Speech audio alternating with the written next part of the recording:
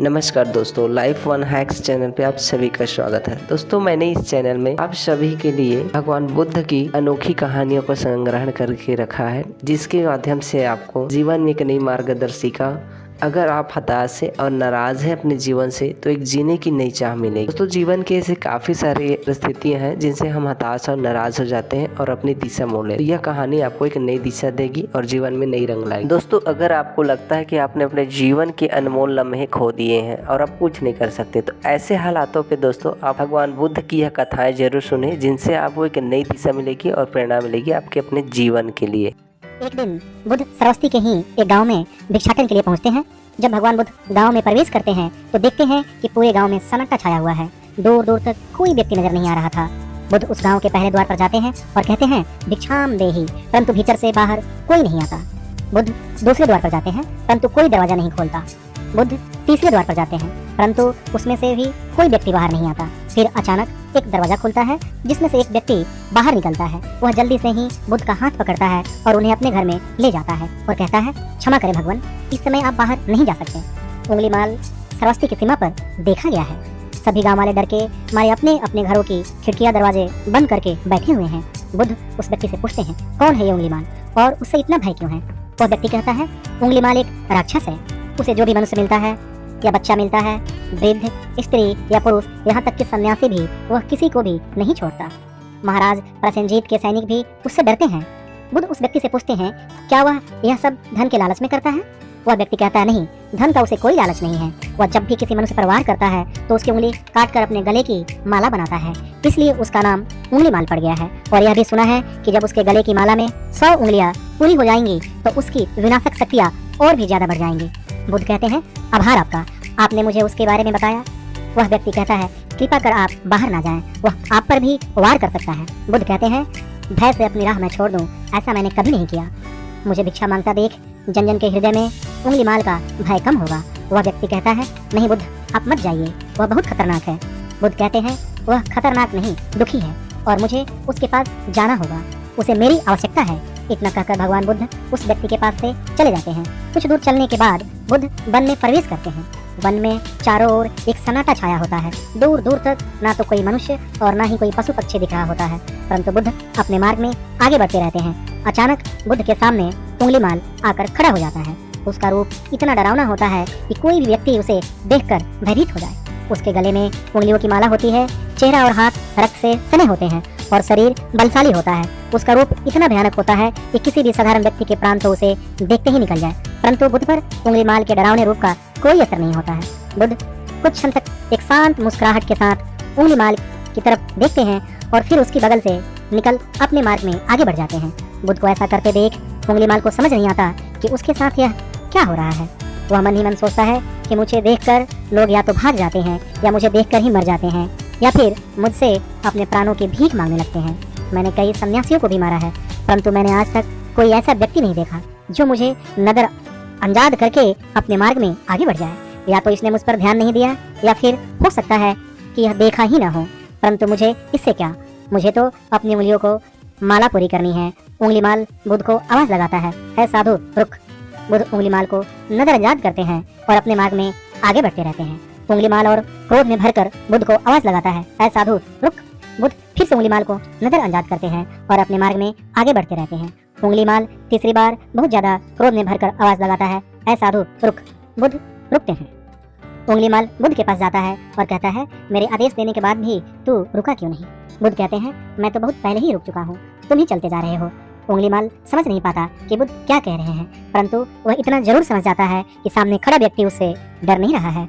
उंगलीमाल बुद्ध को डराने के लिए चिल्लाकर पूछता है, ऐ साधु, तुझे मुझसे भय नहीं लग रहा है? मैं आदि मानव हूँ। बुद्ध कहते हैं, नहीं, तुम मानव हो। बुद्ध की यह बात उंगलीमाल के हृदय पर लगती है। पहली बार उसे किसी ने मानव कहा था, परंतु वह उस बात को नजरअंदाज करने का प्रयास करता है और बुद्ध से पूछता है, ऐ साधु, तूने ये क्यों कहा कि तू कब का रुक चुका है, जबकि तू तो चल रहा था, और तूने ये क्यों कहा कि मैं नहीं रुका? बुद्ध कहते हैं, मैं बहुत पहले ही रुक चुका हूँ। ऐसे सारे बुरे कृत्य छोड़ चुका हूँ जिससे किसी भी व्यक्ति को कष्ट पहुँचे। सब जीना चाहते हैं, बस तुम उन्हें करुणा से देखने का प्रयास करो। बुद्ध के यह शब्द दोबारा से उंगलीमाल के हृदय पर चोट करते हैं, परंतु वह दोबारा से बुद्ध की बातों को नजरअंदाज करने का प्रयास करता है और इस बार वह और क्रोध में भरकर बुद्ध की गर्दन पर अपनी कटारी रख देता है, जिससे वह लोगों की हत्या किया करता था।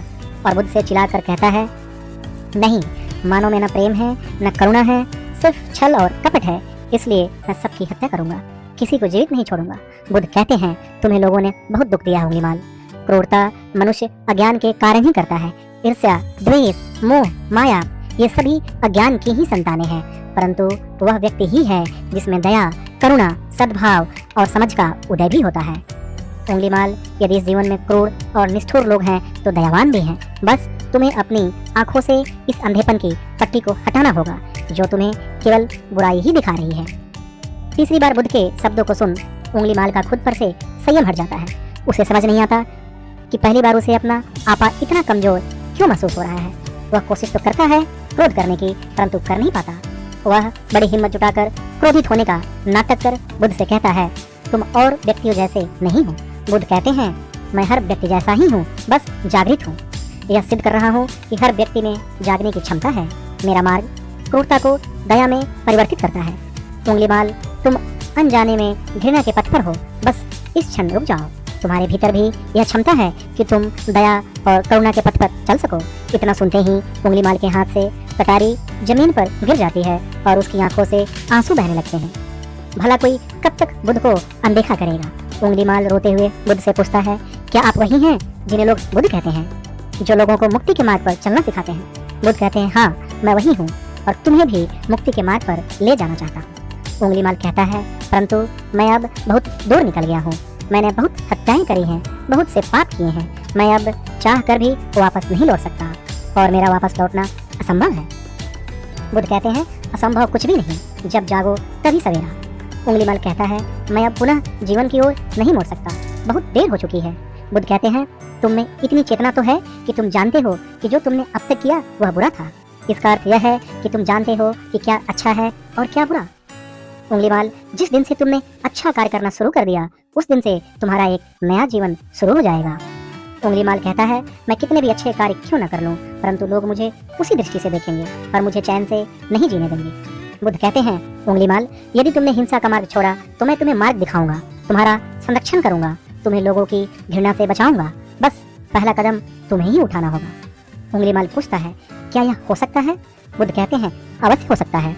तुम में असामान्य बुद्धि है उंगलीमाल, तुम परम सत्य के पथ पर बहुत आगे जाओगे। उंगलीमाल रोते हुए बुद्ध के चरणों में गिर पड़ता है और कहता है, मैं आपको वचन देता हूँ भगवान कि मैं सारे बुरे कृत्य छोड़ दूंगा और आपके पीछे करुणा के पथ पर चलूंगा। कृपा कर आप मुझे अपना शिष्य बना लीजिए। बुद्ध कहते हैं, मैं शिष्य नहीं बनाता, बल्कि व्यक्ति स्वयं ही मेरे संग से जुड़ता है। उंगलीमाल उसी समय बुद्ध का भिक्षु बन जाता है। यहाँ पर एक बात समझनी जरूरी है कि बुद्ध किसी को भी शिष्य भिक्षु नहीं मानते थे। जो भी व्यक्ति उनके साथ जुड़ता था उसे वे केवल मार्ग दिखाते थे और वह मार्ग पर चलता था। भिक्षु और शिष्य शब्द केवल संघ से जुड़ने वाले लोगों की पहचान होती थी। उंगलीमाल का भिक्षु बनने के बाद उसका नाम अहिंसक पड़ जाता है। दोस्तों, बुद्ध ने जैसा उसका नाम रखा था ठीक वैसा ही वह बन चुका था।